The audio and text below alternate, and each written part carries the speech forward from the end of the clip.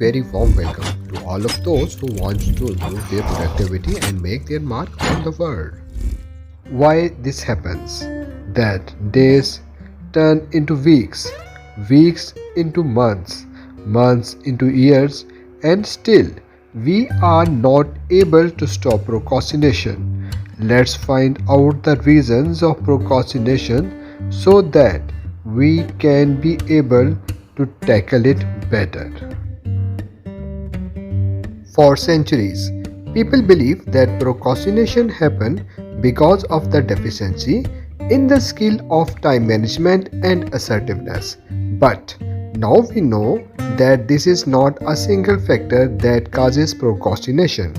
The four factors responsible for procrastination are: number 1, information processing pattern of our brain; number 2, development of unfavorable feelings; number 3, deficiency in time estimation skill; and number 4 is our thinking pattern. Let's find out how in procrastinator's mind the brain processes the information. Hyperbolic discounting.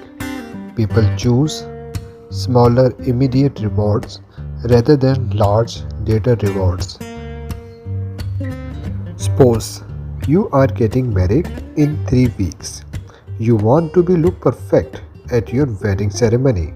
Someone offers you a cookie. What will you prefer? Your good looks after a month on your wedding, or the delicious cookie right now in front of you? We have mental shortcuts. These help us reaching at a quick decision. This quick decision is not necessarily the correct one too. Our brains do not make rational decisions because for this brain has to process all the available information in the world. So because of the mental shortcuts, we trapped into hyperbolic discounting. To avoid hyperbolic discounting, we need to learn trade-off between the immediate pleasure or the bigger reward of the future. Don't worry, in the coming episodes, we will tell you many ways of doing it. Due to the generation of unfavorable feelings, procrastinators are unable to tackle setbacks. They lack in self-confidence and are truly afraid to take up challenges. From the past experiences, they learn that it is more easy to stay idle and ignore the task. Even if they manage to start a task, they were unable to complete it because they gave up as soon as they faced problems. Procrastinators also lack in the ability to monitor themselves. It is important to recognize that there should not be any difference between what we intended to do and what we are actually doing. Unfortunately, procrastinators really suffer with this type of self-monitoring.